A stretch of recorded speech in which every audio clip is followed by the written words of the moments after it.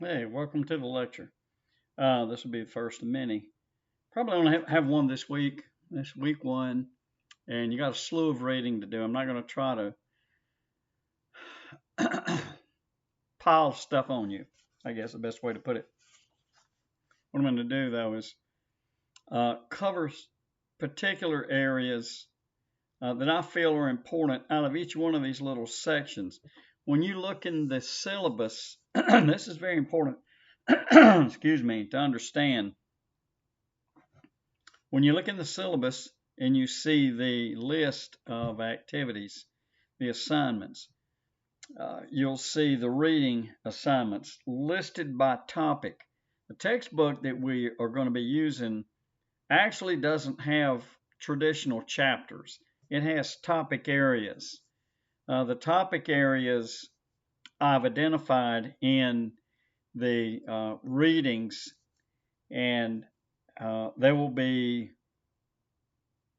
the reading is due when you get it done, but that's going to appear on a test. So be sure you read everything that's listed there. So don't look for like chapters. Don't look for page numbers. You can use your index, or rather your table of contents, and find the topic listed, and it'll have the page number there. I don't want to do all the work for you, but I don't want it to be too hard either. So just look for each week. Look for the reading assignments, and those reading assignments are listed by topic heading. For example, we're starting uh, with number one, and that's the only one I'm going to cover this week. Adolescence: A Struggle for Identity, and it's going to be talking about the formation of identity. I'm not going to go into the next section. Yes, I'm looking at my notes if that's not evident already, because I'm trying to get to you um, an example of this. So I'm going to skip things like characteristics of effective helping, self-inventory. Uh, yeah, it's important, but I want you to get the nuts and bolts of helping, not helping you, helping others, because that's what we do as counselors. Okay, so with all that being said, let's dive into this. Be sure you understand what I explained about the syllabus, what those assignments look like, and what they mean. Read those headings. Go into your textbook and look them up. All right, good enough. Here we go. Talking about identity, adolescents striving to achieve an identity. Oh my word! Let me tell you how important that is. And we're going to talk a little bit about Eric Erickson. We're going to talk a little about James Marshall, two of the heavy hitters in the formation of identity, among many others. If you don't establish an identity by the time you are in your adolescent years, let's say 14 to 17, just arbitrarily, because that's kind of a good general age range, you are going to spend a lot of the rest of your life looking for an identity. How do you know people don't have an identity? Well, a lot of things to look for. I'm not going to get that involved in that. I'll give you an example, quick example. Somebody that changes jobs every time you blink your eye. Looking for an identity may be part of that, or whatever they're involved in, trying new things. I've done a lot of things, but I have an identity. I know who I am. It's just my life worked out that way, just not to get personal. But so not everybody is looking for an identity when they've done a lot of things. But that could be one of the reasons. So let's look at this identity thing and see why it's so complicated. Eric Erickson, surely you remember that guy from developmental psychology or from introduction to psychology. Somewhere along the lines, somebody has mentioned to you, if uh, they should have anyway, Eric Erickson. And this guy was around for quite a while. I think he's still here. I think he's still alive and kicking. I'm not sure. At any rate, he had this psychosocial stage development theory, eight stages. One of the stages, I think, don't get me wrong, I may be wrong, rather, stage five, maybe stage six, seven, and eight. Stage five, it is stage five. That's identity formation or the lack thereof. Identity confusion, lack of identity. It's all starting with attachment and works its way up. So I've formed an identity or I haven't. He began this work in World War II, right after World War II, and he coined the term identity crisis. It was initially not meant to classify a confused adolescent. It was done working with soldiers who were suffering from what then was called shell shock, war nerves. We call it PTSD now. So he was working with these people, and he said, "Well, some of these guys are so messed up from what they've been through, they can't remember what their name is." And he said, "That's identity confusion." Well, really, identity crisis. But it evolved over the years and became a phrase that describes a teenager who's going through what most teenagers do, an identity crisis. Um, what happens? When does this start? It starts in puberty. Why puberty? Well, look at all the changes that are taking place. Puberty is kind of weird now. Puberty used to be like 13, 14. Now it's like 8 and 9. Give me a break.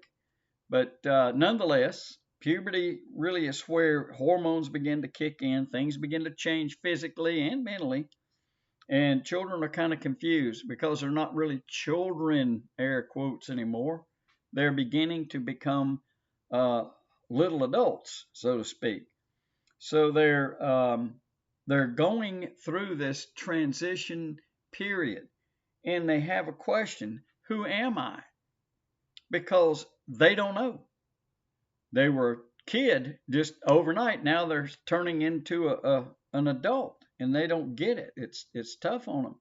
Not all of them, but most of them. So what do? We have to aid them. This is a counseling course, so we aid them in this transition if that's the the duty that you've been assigned by somebody coming to you. If you're a counselor, how do I guide you through this? But what are they going through? What are they going through? They're who am I question changes to how am I doing? And it's an attitude change. They sometimes lose sight of a formation of their identity, and they develop an attitude of comparison. How am I doing compared to you? Am I on par with you? What are the impressions I'm making on you, if any? Or what are the impressions uh, what are those impressions that you're making on me? Mostly we're talking about mine on you. So they get into this kind of back and forth, and they never ever get into a thought pattern of establishment of who they are. So this how am I doing thing, Erickson called identity diffusion. It may be a new one for you if you hadn't studied much about Erickson. Um, there are patterns that occur that teenagers fall into, and self identity comes from that. So if I'm having some success in forming my identity, then I'm probably going to be interacting in this pattern. And what it involves is I guess you could almost call it hero worship if you wanted to. Not necessarily hero worship in the sense of that becomes what you're obsessed with, but it's a big part of your life. And where do these important people live? Well, they live on TV. Uh, they like to be like their heroes they see on TV, whatever the TV show happens to be. Uh, they want to adopt those characteristics and make them their characteristics. Sometimes that doesn't work too good, but many times it works okay. And if everything goes as it should go, what they'll do is they'll add those traits that, if they're mature enough, they realize are good traits for a person to have, and it helps form their identity, their self identity. It will offer previous identifications of themselves and make them into a more unique kind of me, if you want to call it that. Um, there's a window a new identified window. I mentioned the ages of, what did I say, 12 to 17 or something like that. That was just an arbitrary figure. The quest, I think your textbook uses that, to form an identity between the ages of 12 and 20, something has to happen positively for this to be a successful trip through the formation of identity. And if that fails, then they're going to have this role confusion business. Now, I want to stop um, here for a second with Erickson and with that sort of explanation. And I want to jump into James Marshall just briefly because his view of this is very different. What you've heard so far is confusion um, in the realm of an adolescent trying to form an identity, right? James Marshall looks at it differently. James Marshall says that identity crisis is a good thing, that your identity status contributes to eventually the formation of what your identity is going to be, and it's a whole lot different from Erickson's, and I've added other comments in here from other theorists, but Marsh's view is way different, but the outcome's the same. Kind of strange. So let's run through his stuff real quick. I just mentioned identity diffusion in Erickson's terms. In his terms, that's not a good thing. In Marsh's terms, basically, it's okay. Yeah, identity diffusion, it's is a status that's characterized or characterizes people who haven't explored options. They haven't looked at what options are out there for them to commit to some kind of an identity. You may or may not know how.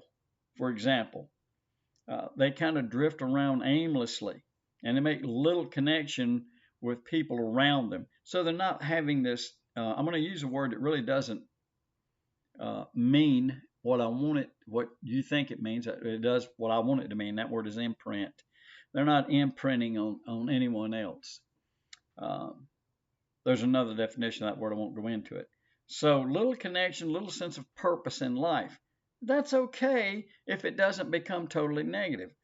The next section that they enter into, hopefully, he calls James Marshall identity foreclosure. And that's where people commit to some sort of an identity, but they really have not looked around at other potentials. So they haven't engaged in experimentation. All they've done is pick something, boom, this is me. That's what I'm going to do. Now, in some cases, again, that's okay because this is where this business of this runs in the family comes from, right? Medical doctors, the whole family was medical doctors or police officers or truck drivers or airline pilots or whatever the case is, just following along in the footsteps of those that came before them, particularly parents, because they play such a heavy role in everything that we do. The next step in this process he calls identity moratorium. And that means people have actually gone out and looked around. They've explored things, but they really haven't made a commitment to one particular thing. It can cause a lot of emotional anxiety, a lot of tenseness, and they don't have a lot of answers, but they got a lot of questions. And then hopefully that leads them into what he calls identity achievement. Identity achievement means exactly what it says. I've explored, and this is the crisis part, and this is what all of this is crisis according to Marshall, and this is the point that you arrive at, this identity achievement, and that's why he says it's a good thing to go through this. You have explored, you've researched, etc., and you've chosen a career. Now, guess what? This may not happen by the time you leave adolescence. Why is that? Because you may have to go to college, or you may have to go through training, or something else is going to get in the way. In the case of my generation, when we graduated high school, then we went to war, or we went in the military. I went to war, but so my achievement status was a little delayed. So I came back, and then I went to college. But this attainment, this coherent attainment that you've worked toward with diffusion, foreclosure, and moratorium finally winds up as identity achievement. And then boom, you got a career. He mentions a fifth thing, and that fifth thing is called MAMA, MAMA, and that has to do with somebody who, now let's say you wanted to be a professor, okay, or let's say teacher, because you can do that in 4 years. So I go to school 4 years, boom, I'm a teacher. I teach for 20, and I have other interests, but I do my career, 20 years, boom, my career. And now what am I going to do? Okay, I'm going to retire, but maybe I really don't want to stop working. So what do? Well, Marcia says you have an MAMA. You had a moratorium. You had a moratorium achievement, and that became teaching. Now I'm going to have a second one, a moratorium achievement. I'm going to explore other things. Maybe, I don't know, pick something. It doesn't matter. Another career. I know a fellow 20 years in the military. He had a mama. He got out. His mama was go to college, get a master's, and then teach English at the middle school level. So he had mama. Moratorium achievement, military. Moratorium achievement, grad school. He eventually went to grad school, and teach school, teach English. So that's James Marsh's take on this. Other theorists have identified several things. 4 I'm going to name, and then I'm going to talk about very briefly 7 other things just by naming them. You can read this because that's part of your assignment. This is called 4 fundamental views of the self. And I'll have to cheat and use my notes because I always get confused with these. Not what they are, but the order they come in. The subjective self. That's who you think you are. That's your private view of you. It's been influenced by a lot of exterior things, a lot of external things, rather, things in your life, things that you're going through, experiences, learning, etc. So that's a subjective self. The objective self, that's what others see when they view you. They see you differently from what you see you as. When I teach my students about personality, we cover this self, we cover persona, self, and shadow. Your persona is who you represent to other people, and then yourself is who you really are, and the shadow is the part of you that you don't want to have to deal with. We got multiple personas. You're at school, you got your persona there. You go home, you're a different persona. In the home, you usually more closely to being self, or yet you're out with your buddies, and that's the persona for them, and blah blah blah. So that's kind of what we're looking at here. The objective self, the people, the person that they see externally. It's not who you see necessarily. The social self, and that's what you think that others are seeing you as. So this gets a little weird.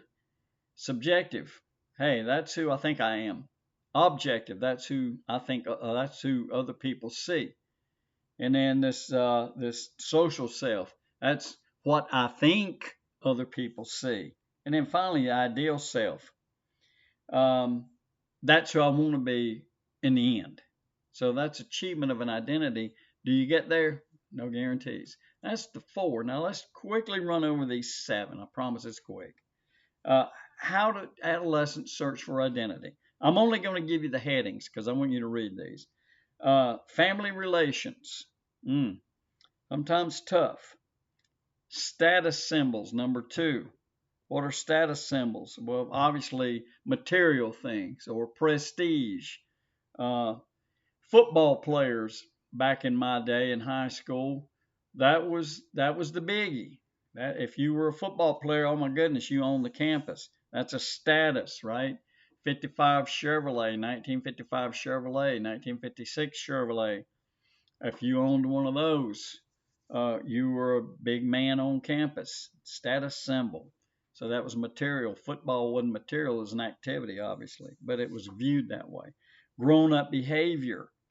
Number three, acting like an adult, trying to be more mature than you really are. Sometimes you're successful, many times you're not. A negative, rebellion. Rebellion against the authority. My generation, again, we kind of led the pack as far as rebellion, although our rebellions were more in the realm of peaceful protest. I never did that, by the way. I was too busy recovering from Vietnam. But uh, some some rebellion, some rebellious thoughts, rebellious attitudes, etc., can become bad. Others' opinions, and again, we're talking about a travel through this identity formation business. Idols, uh, the rock industry, rock and roll industry. Uh, how much sway do they hold over people? Oh my goodness gracious. I'm a musician. Probably some of you are. I don't hold any influence over anybody. Get told, please don't play those drums. I don't want to hear them. But that's that's a major thing. The establishment of idol worship, uh, movie stars, so to speak, and then cliquish exclusions. What is that all about? You're accepted into a small group, a clique. You know, cliques, groups, blah blah blah. You've probably done all that in sociology. A clique is a small group of people that's exclusive. You get invited in sort of unofficially and you become a part of that group, and then you exclude other people. It makes you feel like you're better than they are, maybe, or whatever the feeling is that you have. It's negative. It can be okay, but exclusion's not always a good thing. So there you are. That's the end of this lecture. I hope you picked up some things here. I didn't confuse you too badly. But read through this. You're not obligated to read about James Marshall. I just wanted to give you a second powerful opinion about how this stuff forms and some of the things you go through to get to that point. Alrighty, I'll see you next lecture if I can find my mouse. I don't know where it went. Have a good one.